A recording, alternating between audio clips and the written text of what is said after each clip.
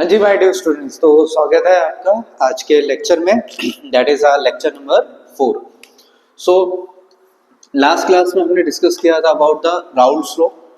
In this lecture we discuss about the types of solutions on the basis of Raoult's law. So types of solutions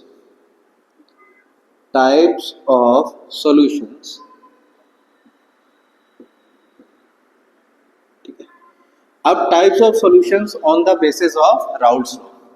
तो यहाँ पे हम तीन category में या मेजरली दो कैटेगरी में डिवाइड करते हैं सॉल्यूशंस को। एक होते हैं आइडियल सॉल्यूशन, ठीक है बेटा। दूसरे होते हैं non ideal solutions. Non ideal solutions, ठीक है बेटा। सो एक होते हैं आइडियल सॉल्यूशन, दूसरे होते हैं नॉन आइडियल सॉल्यूशंस। जहां पर हम आइडियल सॉल्यूशंस ऐसे सॉल्यूशंस को बोलते हैं विच फॉलो राउल्स लॉ। तो नॉन आइडियल सॉल्यूशंस ऐसे सॉल्यूशंस को बोलते हैं विच doesn't follow the Raoult's law, जो राउल्स लॉ को फॉलो नहीं करेंगे। ऐसे सॉल्यूशंस को आप क्या बोलेंगे? नॉन आइडियल सॉल्यूशन, ठीक है। सो यहां पर अगर हम बात करें तो सर आपके पास आइडियल सॉल्यूशन तो एक ही टाइप के होंगे। Non ideal solution further classified होते हैं into two categories. That is कौन सी दो कैटेगरीज है? एक होती है पॉजिटिव डेविएशन, एक होती है नेगेटिव डेविएशन। सो यहाँ पे हमारे पास नॉन आइडियल सॉल्यूशन डिवाइड होते हैं दो कैटेगरी में, positive deviation non ideal solution, ठीक है, एंड दूसरे होते हैं negative deviation non ideal solution. Negative deviation non ideal solution, ठीक है बेटा। तो positive deviation ideal solution, non ideal solution, negative deviation non ideal solution. So इनके बीच में अब हम डिफरेंस लिखना स्टार्ट करते हैं। सबसे पहले आइडियल सॉल्यूशन। तो आइडियल सॉल्यूशंस वो होते हैं विच फॉलो राउल्स लॉ, जो राउल्स लॉ को फॉलो करते हैं, ठीक है बेटा। जो राउल्स लॉ को LAW फॉलो करते हैं उनको बोलता है ideal solution. Non ideal solution और positive deviation which does not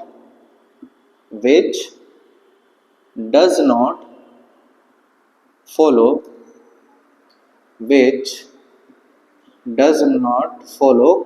Raoul's law, ठीक है, which does not follow Raoult's law. तो जो राउल्स लॉ को फॉलो नहीं करते, ठीक है। और नेगेटिव डेविएशन भी वही शो करेंगे which are non ideal solution like positive deviation, they also does not follow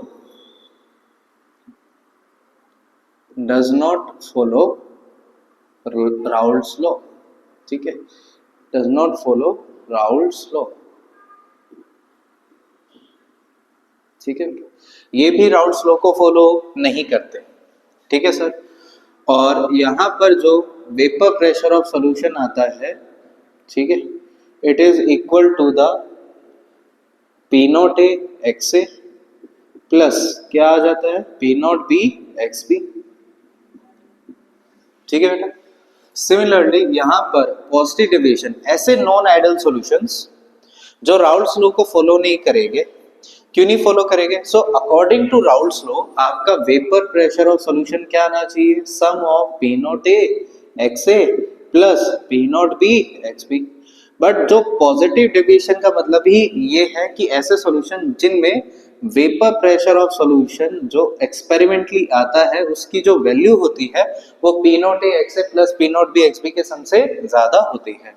similarly जो नेगेटिव डेविएशन शो करेंगे ऐसे जो सॉल्यूशंस होंगे उनका vapour pressure of solution is less than P0A XA plus क्या आ जाएगा बताइए बेटा? P0B XB से कम होगा, ठीक है। सो जो experimental vapour pressure of solution आएगा फॉर नॉन आइडियल सॉल्यूशन जिनकी value P0A XA plus P0B XB के सम से कम होगी वो कैसे सॉल्यूशन होंगे? नेगेटिव डेविएशन सॉल्यूशन शो करेंगे, ठीक है सर। अब यहाँ पर थर्ड पॉइंट, ऐसा हो क्यों रहा है, ठीक है सर। तो आइडियल सॉल्यूशन में क्या होता है कि जो सॉल्वेंट पार्टिकल्स होते हैं और जो सॉल्यूट पार्टिकल्स होते हैं, तो जब मैंने प्योर सॉल्वेंट लिया था, लेट सपोज उनके मॉलिक्यूल्स के बीच में फोर्स ऑफ इंटरेक्शन थी या फोर्स ऑफ अट्रैक्शन, ठीक है, तो आप ऐसा बोल सकते हो कि force of interaction, force of interaction, जो फोर्स ऑफ इंटरेक्शन थी बिटवीन ए मॉलिक्यूल्स, वो बिल्कुल आइडेंटिकल थी जैसी force of attraction B molecules के बीच में थी, ठीक है। और जब मैंने इन दोनों को मिक्स किया, ठीक है, तो मिक्स करने के बाद जब ए और बी मॉलिक्यूल्स के बीच में फोर्स ऑफ अट्रैक्शन है वो भी लगभग क्या आई, सेम आई, ठीक है। ये ए बॉन्ड नहीं, ये इंटरेक्शन का मतलब है कि ए मॉलिक्यूल के बीच में फोर्स ऑफ इंटरेक्शन जो होगी, same force of interaction B molecules के बीच में होगी, और वैसे ही फोर्स ऑफ इंटरेक्शन ए और बी मॉलिक्यूल्स के बीच में की जब आप उन्हें मिक्स करोगे तो उससे आइडियल सॉल्यूशन बनेगा।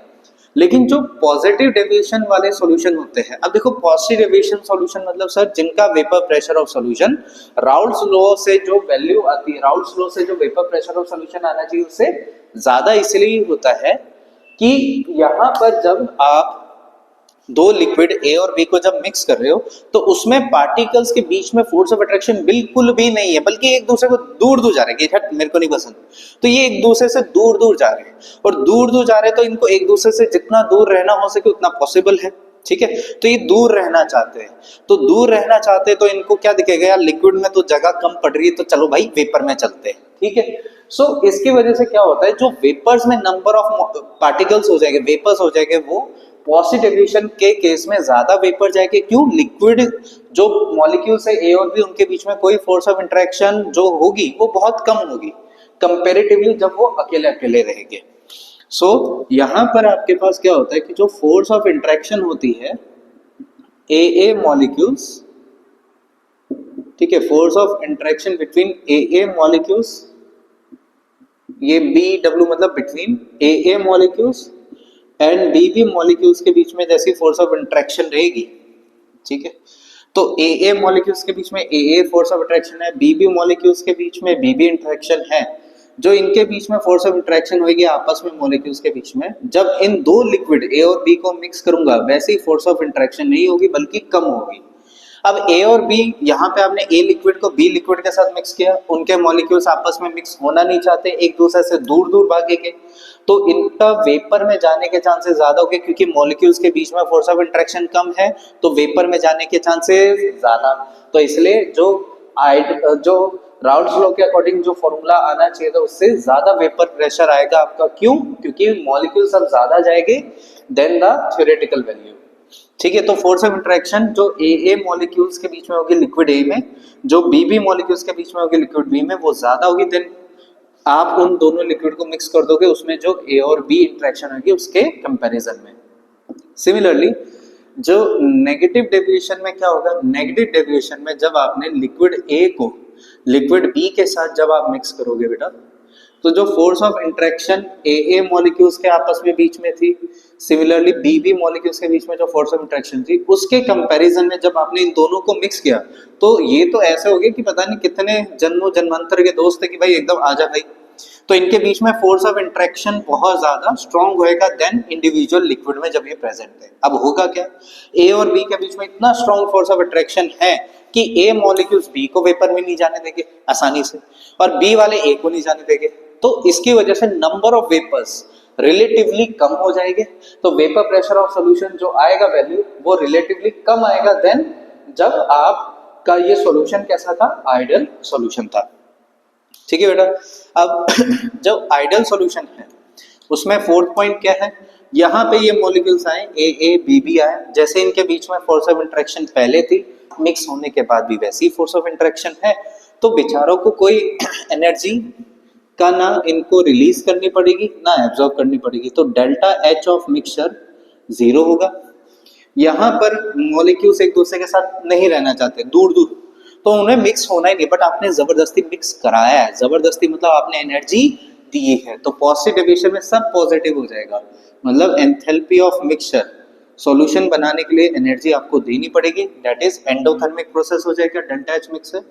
और यहाँ पर आपके पास डेल्टा एच ऑफ मिक्सचर क्या हो जाएगा सर, लेस देन जीरो, क्योंकि यहाँ पे मॉलिक्यूल्स पहले से ज्यादा पास आ जाएंगे, और जब मॉलिक्यूल्स पहले से ज्यादा पास आएंगे तो ये एनर्जी को क्या करेंगे, रिलीज करेंगे। तो delta H of mixture negative deviation में नेगेटिव होएगा, पॉजिटिव डेविएशन में ग्रेटर देन जीरो, और आइडियल सॉल्यूशन में इक्वल टू जीरो। फिफ्थ, अब यहाँ पर जो थ्योरेटिकल वॉल्यूम और जो एक्सपेरिमेंटल वॉल्यूम है उसमें भी चेंज क्या होएगा, जीरो। ठीक है, लेकिन यहाँ पर जब आप आओगे फिफ्थ पॉइंट, पॉजिटिव डेविएशन में मॉलिक्यूल्स एक दूसरे से दूर दूर भागेंगे तो थ्योरेटिकल और एक्चुअल वैल्यू ऑफ वॉल्यूम में डिफरेंस आएगा, और जो एक्चुअल वॉल्यूम होगी सॉल्यूशन की वो रिलेटिवली ज्यादा होगी देन थ्योरेटिकल वॉल्यूम। ठीक है, इसलिए delta V mixture greater than zero. यहाँ पर क्या आएगा, डेल्टा वी मिक्सचर, क्योंकि अब मॉलिक्यूल्स पहले से ज्यादा पास आ गए तो उनके बीच की वॉल्यूम कम हो गई है, तो इसलिए थ्योरेटिकल और एक्चुअल वॉल्यूम का जो डिफरेंस है वो क्या आएगा, लेस देन जीरो। अच्छा, डेल्टा वी मिक्सर का मतलब है, डेल्टा वी मिक्स का मतलब है वॉल्यूम, एक्चुअल वॉल्यूम जो आप एक्सपेरिमेंटली ऑब्जर्व कर रहे हो minus theoretical volume is equal to delta V mixture, ये होता है। तो पॉजिटिव डेविएशन में एक्चुअल वॉल्यूम थ्योरेटिकल वॉल्यूम से ज्यादा होगी, इसलिए positive greater than zero. Negative deviation में एक्चुअल वॉल्यूम थ्योरेटिकल वॉल्यूम से कम होगी, इसलिए नेगेटिव। ठीक है बेटा, फिफ्थ पॉइंट। सिक्स्थ पॉइंट आता है ग्राफ। ठीक है, सो यहाँ पर अब हम सिक्स्थ पॉइंट को डिस्कस करते हैं बेटा कि सर ग्राफ कैसा होगा, है ना। तो sixth point is graph. So graph के बारे में अगर हम बात करें, सो तो मैंने क्या अज्यूम करके चला कि पी नॉट ए की वैल्यू पी नॉट बी से ज्यादा होगी। ठीक है, इधर मोल फ्रैक्शन ऑफ ए की value 1, mole fraction of B की value 0, mole fraction of A की वैल्यू 0 और मोल फ्रैक्शन ऑफ बी की वैल्यू 1। ठीक है, और यहाँ पर आपके पास जो ग्राफ आएगा इस तरीके से, और ऐसे स्ट्रेट लाइन, और यहाँ पर ये आ जाएगा। ठीक है बेटा, तो यहाँ पे वेपर प्रेशर और सॉल्यूशन आएगा, ये तो अभी हम बना के हटे, क्या आएगा, P naught A X A plus क्या आ जाएगा आपके पास, P naught B into X B. ठीक है बेटा, और इसी तरीके से यहाँ पे आपके पास पार्शियल प्रेशर ऑफ ए आएगा, P naught A X A, और पार्शियल प्रेशर ऑफ बी आ जाएगा, P naught B X B. ठीक है, और जब आप ग्राफ बनाओगे पॉजिटिव डेविएशन में,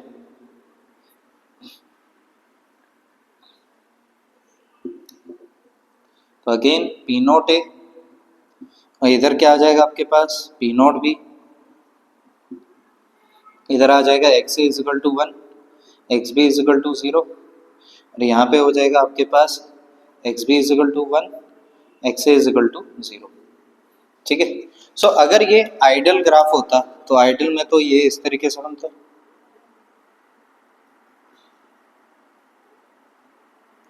बट यहाँ पे ये कौन सी डेविएशन है, पॉजिटिव डेविएशन है बेटा। सो पॉजिटिव डेविएशन में आपके ग्राफ इस तरीके से ये आएगा। सो ये आ जाएगा vapour pressure of solution which is greater than ideal solution. ठीक है, और यहाँ पे जो पार्शियल प्रेशर होएगा वो भी ज्यादा आएगा। ठीक है सर, इसी तरीके से अगर हम यहाँ पे ग्राफ बनाते हैं, ठीक है, सो यहाँ पे सिक्स्थ ग्राफ अगर हम देखते हैं तो आपके पास जो ग्राफ आएगा तो उसमें आपके पास क्या आएगा बेटा, सो यहाँ पर पी नोट ए, इधर आ जाएगा पी नोट बी। ठीक है, again X A 1, X B 0, और यहाँ पर आपके पास क्या आ जाएगा, एक्स ए 0 और एक्स बी 1। ठीक है, सो अगर ये आइडियल ग्राफ होता, आइडियल सॉल्यूशन होता राउल्स लॉ के अकॉर्डिंग, ठीक है, सो जो डॉटेड ग्राफ है ये according to Raoult's law graph बन रहा है। ठीक है, बट हमें पता है ये ग्राफ कैसा है, negative deviation. So negative deviation में आपका जो ग्राफ आएगा वो इस तरीके से नीचे की तरफ आएगा। ठीक है, सो इस तरीके से यहाँ पे vapour pressure of solution less than आएगा जो आपका आइडियल सॉल्यूशन में बनता है। ठीक है, अब आप इसको नोट कर सकते हैं, ठीक है, थोड़ा पॉज कर लीजिए।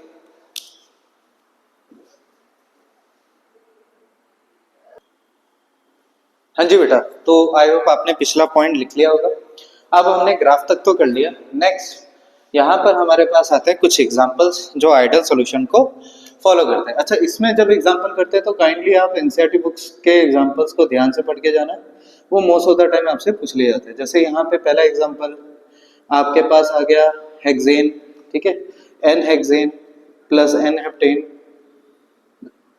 N hexane plus N heptane, ठीक है, ये एग्जांपल आ गया। सेकंड बेंजीन प्लस टॉल्विन, ठीक है, बेंजीन प्लस टॉल्विन, ठीक है सर। और इसी तरीके से थर्ड एन आपके पास आ जाएगा N butyl chloride, N butyl chloride mix with N butyl bromide, ठीक है सर। तो ये कुछ एग्जांपल्स है पॉजिटिव डेविएशन के। सिमिलरली सेवेंथ पॉइंट है एग्जांपल हमारा, ठीक है, पॉजिटिव डेविएशन का एक और इधर एग्जांपल आ जाएगा। पॉजिटिव डेविएशन के एग्जांपल जैसे एग्जांपल के लिए अगर हम यहाँ पे बात करें, पहला एग्जांपल जैसे वाटर प्लस इथेनॉल। अब आपका क्वेश्चन आएगा कि सर मुझे कैसे पता लगेगा ये पॉजिटिव शो करेगा कि नेगेटिव शो करेगा, ठीक है। सो इधर अगर हम बात करते हैं वाटर प्लस इथेनॉल, तो अगर आप देखो वाटर मॉलिक्यूल्स के बीच में आपस में वाटर मॉलिक्यूल्स के बीच में फोर्स ऑफ इंटरेक्शन जो होती है वो होती है इंटरमॉलिक्यूलर एच बॉन्ड। कौन सी फोर्स ऑफ इंटरेक्शन होती है? इंटरमॉलिक्यूलर एच बॉन्ड, ठीक है। ये फर्दर इधर ऐसे जाएगा, वाटर है, तो आप देख रहे हो कितना स्ट्रॉन्ग इंटरमॉलिक्यूलर एच बॉन्ड है चारों डायरेक्शन से। और इथेनॉल में जो इंटरमॉलिक्यूलर फोर्स ऑफ अट्रैक्शन होती है वो भी हाइड्रोजन बॉन्ड होती है, बट वो एक सिंगल डायरेक्शन में चलती है, ठीक है। अब आपने दोनों को मिक्स कर दिया, तो दोनों को जब आपने मिक्स कर दिया तो यहाँ पर वाटर में आपके पास ऐसे था, ये यहाँ पर फॉर एग्जांपल वाटर मॉलिक्यूल है। अब जो वाटर मॉलिक्यूल है उसमें जो इथेनॉल होएगा, जैसे ही वो दो वाटर मॉलिक्यूल्स के बीच में आ जाएगा, ठीक है, तो जैसे ही आपका इथेनॉल इथेनॉल दो वाटर मॉलिक्यूल्स के बीच में यहाँ पे आएगा, ठीक है, तो जैसे ही वाटर मॉलिक्यूल दो इथेनॉल मॉलिक्यूल सॉरी जैसे ही इथेनॉल मॉलिक्यूल दो वाटर मॉलिक्यूल्स के बीच में आएगा, ये तो इधर इधर, अब ये अपवर्ड और डाउनवर्ड किसी टाइप की इंटरेक्शन नहीं शो कर रहा, बल्कि वाटर मॉलिक्यूल्स हर डायरेक्शन में इंटरमॉलिक्यूलर हाइड्रोजन बॉन्ड बना रहे थे। सो वाटर के केस में क्या था, यहाँ पे थी strong intermolecular H bond, strong intermolecular H bond. तो वाटर मॉलिक्यूल्स के बीच में थी स्ट्रॉन्ग इंटरमॉलिक्यूलर एच बॉन्ड, लेकिन जैसे ही वाटर मॉलिक्यूल्स के बीच में क्या आ गया, इथेनॉल, अब इसकी वजह से दो वाटर मॉलिक्यूल्स के बीच में जो इंटरमॉलिक्यूलर एच बॉन्ड थी वो इसकी वजह से क्या हो जाएगी, वीक। तो यहाँ पर जो ये वाटर इथेनॉल के बीच में इंटरमॉलिक्यूलर अट्रैक्शन है हाइड्रोजन बॉन्ड, वो रिलेटिवली वीक है, weak intermolecular H bond, weak intermolecular H bond है। अब देखो आपने क्या ऑब्जर्व किया, सब वाटर मॉलिक्यूल थे तो strong intermolecular force of attraction, ethanol आने से इंटरेक्शन क्या पड़ गई, वीक। सो यहाँ पर this is an example of, और जहां पर जो लिक्विड सॉल्यूशन के मॉलिक्यूल्स है अगर उनके बीच में पहले के कंपैरिजन में इंटरमॉलिक्यूलर इंटरेक्शन वीक हो गई है तो वो पॉजिटिव डेविएशन ही शो करेंगे, ठीक है बेटा। सो ये आपके पास जैसे एग्जांपल आ गया वाटर प्लस इथेनॉल, ठीक है, या सेकंड एग्जांपल आपके पास आ गया सर इथेनॉल प्लस, ठीक है, इथेनॉल प्लस ईथर, है ना, इथेनॉल प्लस डाइइथाइल ईथर। तो ऐसे में आपके पास सर यहाँ पर इनके केस में पॉजिटिव डेविएशन ही ऑब्जर्व होगी, ठीक है। थर्ड केस आपने लिख दिया जैसे, है ना, water plus diethyl ether, water mix with diethyl ether, तो इनके बीच में जो फोर्स ऑफ अट्रैक्शन होगी वो पहले के कंपैरिजन में कम हो जाएगी।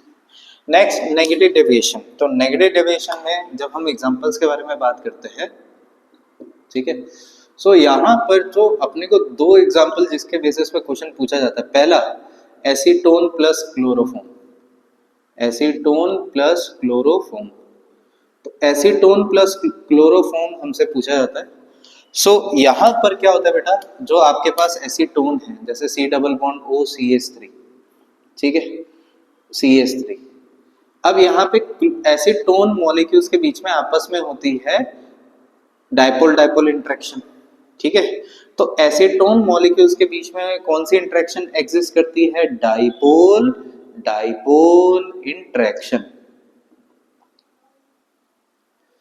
वहीं पर अगर आपस में इस एसीटोन के खुद के मॉलिक्यूल्स के बीच में, सिमिलरली क्लोरोफॉर्म के खुद के मॉलिक्यूल्स के बीच में कौन सी इंटरेक्शन एग्जिस्ट करती है, क्लोरोफॉर्म में भी अगर आप ध्यान से देखोगे तो 3 electronegative, partial negative, partial negative, partial negative, partial positive, ये इलेक्ट्रॉन खींचेगा हाइड्रोजन से, उधर भी पार्शियल पॉजिटिव डैश आ जाएगा।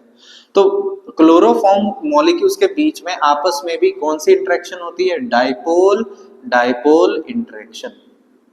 तो इंडिविजुअली तो ये डाइपोल डाइपोल इंटरेक्शन शो करते हैं, बट जब आप इन दोनों को मिक्स कर देते हैं, आपने मिक्स करके सॉल्यूशन बनाया, तो जब आपने इन दोनों सॉल्यूशन को मिक्स कर दिया, ठीक है, मिक्स किया, तो यहां पर आपके पास क्या आता है, तो जब आपने इन दोनों सॉल्यूशन को आपस में मिक्स किया तो यहां पर क्या हो जाता है सर, अब इधर आ गया ऑक्सीजन, मोस्ट इलेक्ट्रोनेगेटिव एलिमेंट। अब यहाँ पे जो कार्बन हाइड्रोजन बॉन्ड है, बिकॉज कार्बन के साथ 3 मोस्ट इलेक्ट्रोनेगेटिव एलिमेंट लगे हैं, तो ये कार्बन के ऊपर पार्शियल पॉजिटिव चार्ज को इंक्रीज कर देंगे और ये फर्दर हाइड्रोजन से और ज्यादा इफेक्टिवली इलेक्ट्रॉन खींचेगा, इधर भी पार्शियल पॉजिटिव डैश चार्ज आ जाएगा।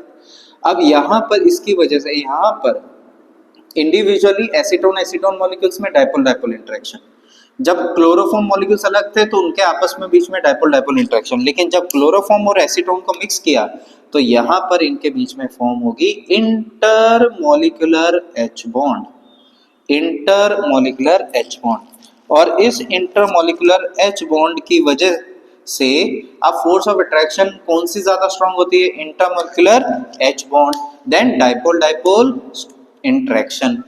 इसकी वजह से ये कौन सा डेविएशन शो करेंगे, negative deviation, because intermolecular H bond is stronger than, ठीक है, is stronger than dipole dipole interaction. तो जो इंटरमॉलिक्यूलर एच बॉन्ड है वो डाइपोल डाइपोल इंटरेक्शन से क्या होती है सर, स्ट्रॉन्ग होती है। इसीलिए यहाँ पे एसीटोन और क्लोरोफॉर्म जब मिल जाएंगे तो ये नेगेटिव डेविएशन शो करेंगे। इसी तरीके से यहाँ पर अगर मैं आपसे बात करूं, ठीक है, सेकंड कि सर एक और केस आता है हमारे पास जिसमें आपके पास आता है पिरिडिन, ठीक है, एंड आपके पास आ जाता है फिनोल। तो अगर यहां पर मैं बात करूं फिनोल, ठीक है सर, सो आपके पास एक और क्वेश्चन आता है कि प्रोटोन ऑफ, ठीक है, तो अगर यहाँ पर आप देखें तो जैसे आपने एसिटिक एसिड को मिक्स किया, ठीक है, सो और साथ में इसको किसके साथ मिक्स कर दिया, पिरिडिन के साथ। अब पिरिडिन में अपने मॉलिक्यूल्स के साथ तो पिरिडिन का किसी भी टाइप का कोई हाइड्रोजन बॉन्ड नहीं होगा, बट यहाँ पर क्या होता है कि यहाँ पे पिरिडिन का लोन पेयर इधर कार्बोक्सिलिक एसिड के, क्योंकि इधर H प्लस है पार्शियल नेगेटिव, ये OH बॉन्ड आ गया, इधर नाइट्रोजन एटम आ गया, तो कौन सी बॉन्ड बनेगी, इंटरमॉलिक्यूलर H बॉन्ड। सो एसिटिक एसिड प्लस पिरिडिन ये भी नेगेटिव डेविएशन शो करते हैं। और एक एनसीईआरटी में बहुत अच्छी लाइन लिखी है, intermolecular H bond between lone pair of pyridine nitrogen atom and the proton acidic proton of, ठीक है, या acidic hydrogen atom of acetic acid, ये एक लाइन है। तो यहाँ पे एक वो लाइन में लिख देता हूँ, intermolecular H bond between lone pair of, LP मतलब lone pair of nitrogen atom and, ठीक है, nitrogen atom of pyridine and acidic hydrogen of acidic hydrogen of hydrogen of acetic acid.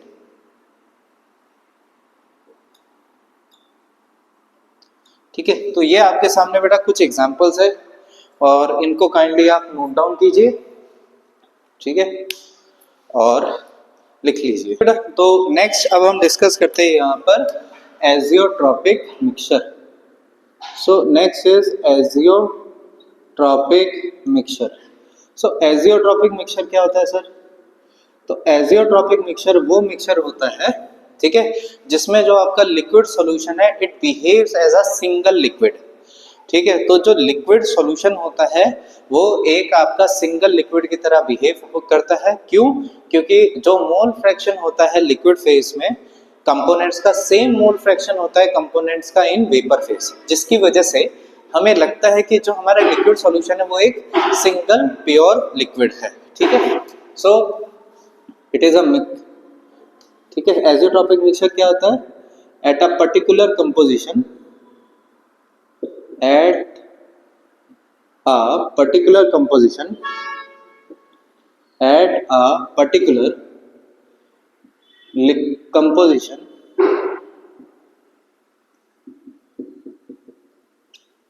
at a particular composition when liquid solution behaves as a single liquid।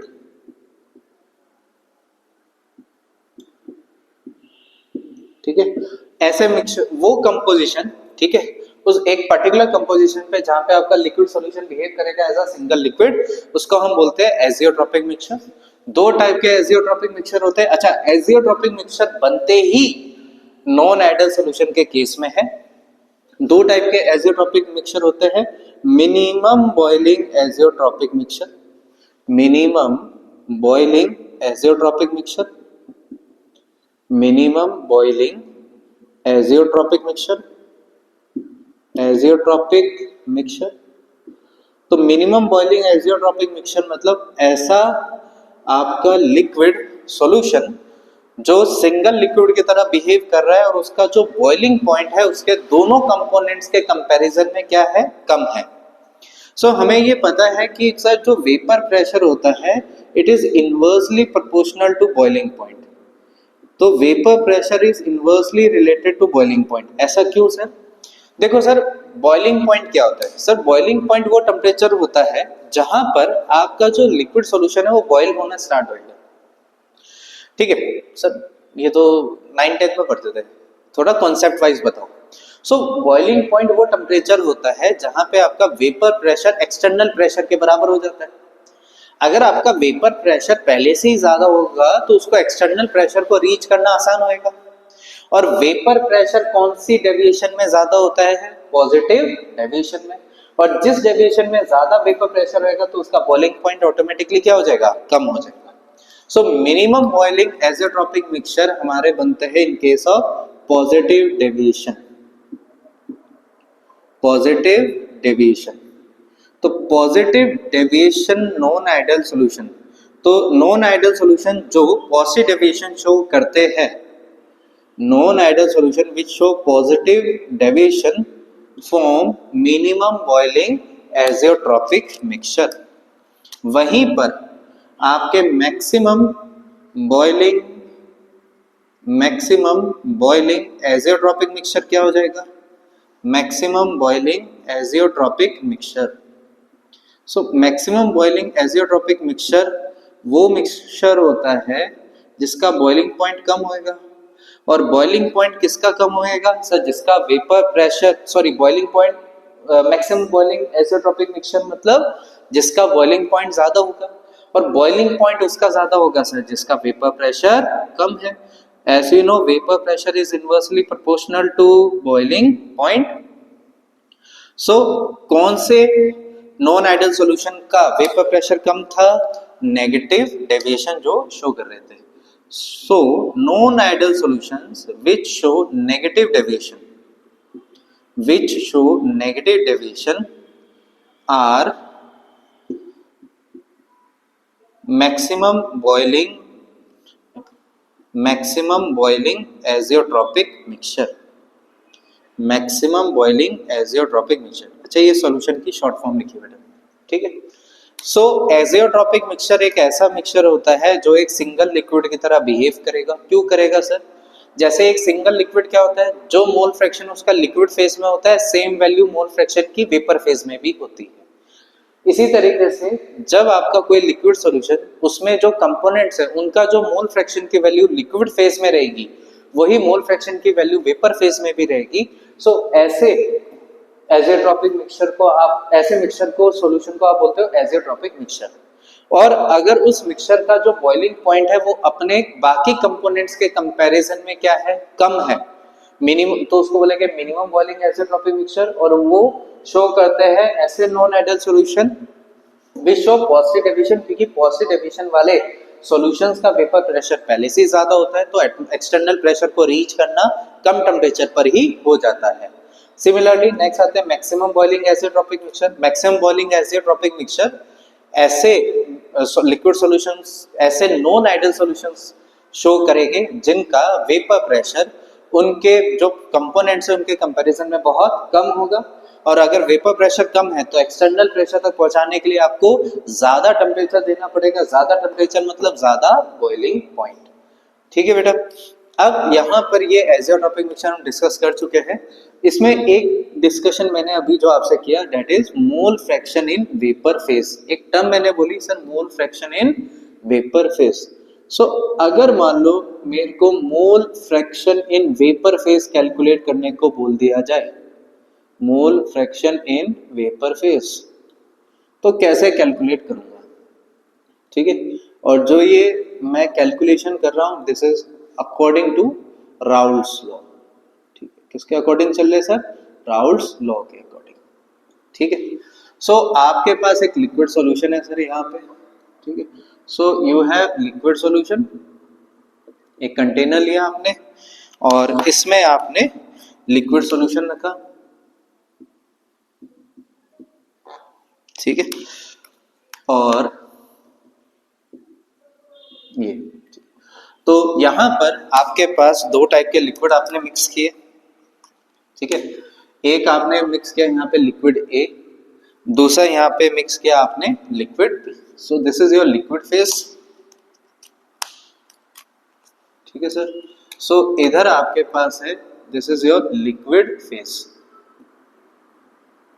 Liquid phase. Liquid phase में आपके पास दो component है, component A और उसका mole fraction है X A, and component B, उसका mole fraction है X B, ठीक है। अब यही इनमें से दोनों ही वोलेटाइल लिक्विड है, तो ए मैंने अज्यूम किया था ज्यादा वोलेटाइल है, तो ए के वेपर फेज में ज्यादा वेपर्स है, रिलेटिवली बी के कम वेपर्स है, ठीक है।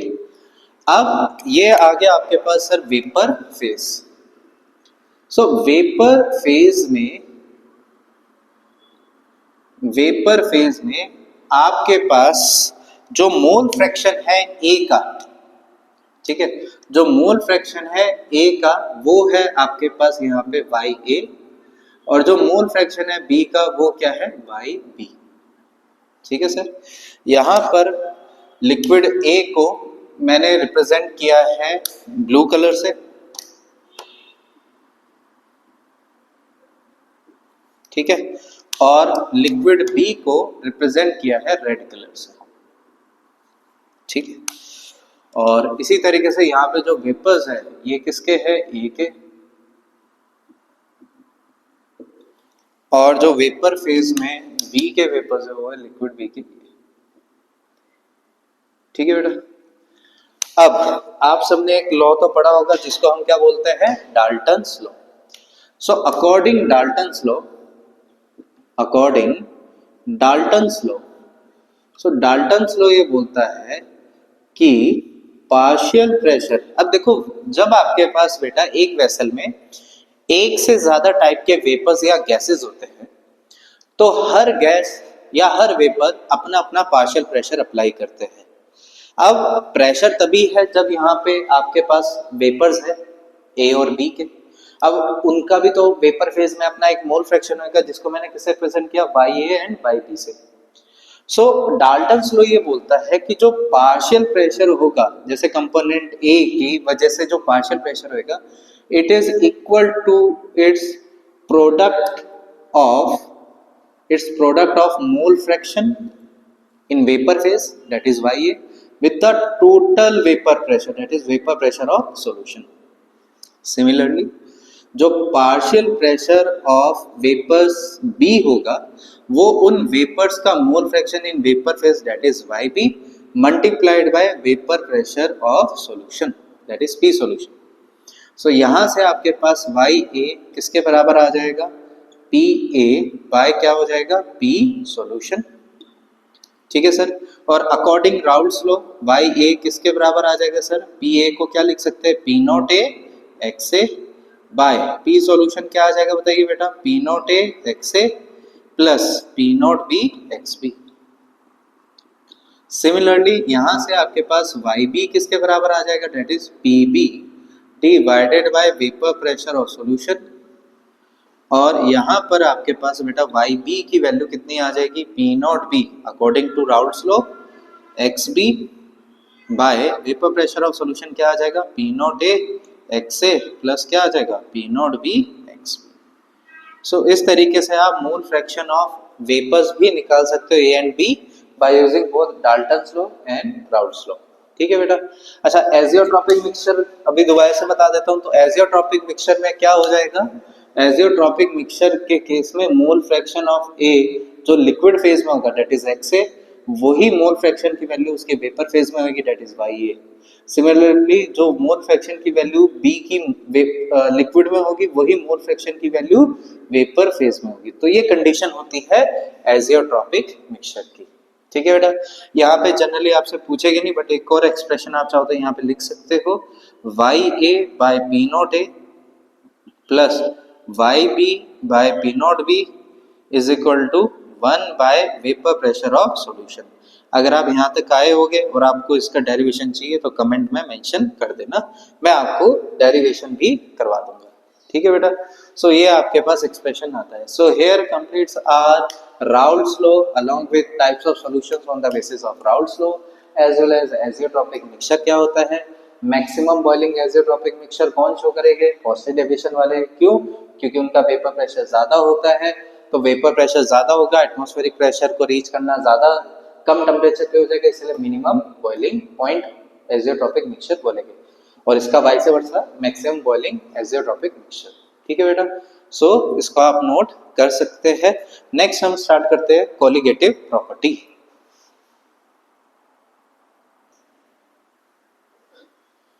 हाँ जी बेटा। सो हम यहाँ पे डिस्कस कर चुके हैं Raoult's law, types of solution on the basis of Raoult's law, azeotropic mixture, किस तरीके से मोल फ्रैक्शन निकालना है वेपर फेज में। अब हम आगे डिस्कस करेंगे in the coming lecture about colligative properties. किसके बारे में डिस्कशन करेंगे, कोलिगेटिव प्रॉपर्टीज। अब सर कोलिगेटिव प्रॉपर्टीज क्या होती है, सर कोलिगेटिव प्रॉपर्टीज ऐसी प्रॉपर्टीज को बोलते हैं which depends upon number of solute particles. So properties, liquid solution properties which depends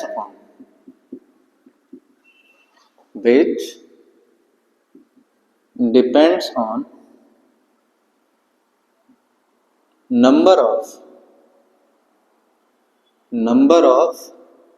solute particles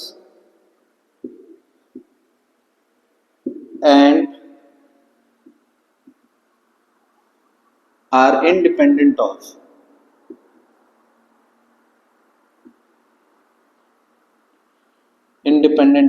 nature,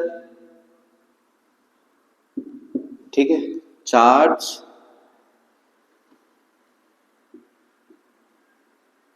and are independent of nature, charge of particles, nature and charge of particle, जो nature या charge के ऊपर बिल्कुल भी depend नहीं करेंगे, nature and charge of solute particles, ठीक है। तो सॉल्यूट पार्टिकल्स के चार्ज के ऊपर नहीं डिपेंड कर रहे, उनके नेचर के ऊपर डिपेंड नहीं कर रहे, ठीक है, ऑफ सॉल्यूट पार्टिकल्स। ऐसी प्रॉपर्टीज को आप क्या कहते हो बेटा, कॉलिगेटिव प्रॉपर्टीज, ठीक है। और इस चैप्टर में हम 4 कॉलिगेटिव प्रॉपर्टीज को पढ़ेंगे। फर्स्ट इज आपके पास आती है relative lowering in vapour pressure, relative lowering in vapour pressure. ये एक टाइप का केस ही है राउल्ट्स लॉ का, जब हम नॉन वोलेटाइल सॉल्यूट को ऐड करते हैं इन वेपर प्रेशर, RLVP, ठीक है sir. Second, elevation in boiling point, elevation in boiling point.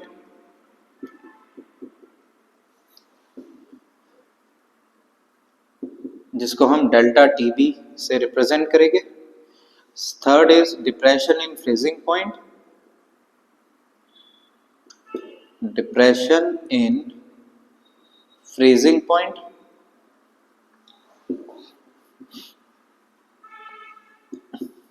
Delta TF से रिप्रेजेंट करेंगे। और फोर्थ आता है ऑस्मोटिक प्रेशर, ऑस्मोटिक प्रेशर, ठीक है बेटा। अच्छा, जब हम कॉलिगेटिव प्रॉपर्टीज डिस्कस करते हैं तो कुछ अजम्पशंस हम लेके चलते हैं, ठीक है। सो कुछ अजम्पशंस जो हम यहाँ पे लेके चलेंगे। पहला कि जब मैं खाली कॉलिगेटिव प्रॉपर्टी डिस्कस कर रहा हूँ, क्या अजम्पशंस, कि पहला तो यहाँ पे हम पहला ही केस नॉन वोलेटाइल सॉल्यूट।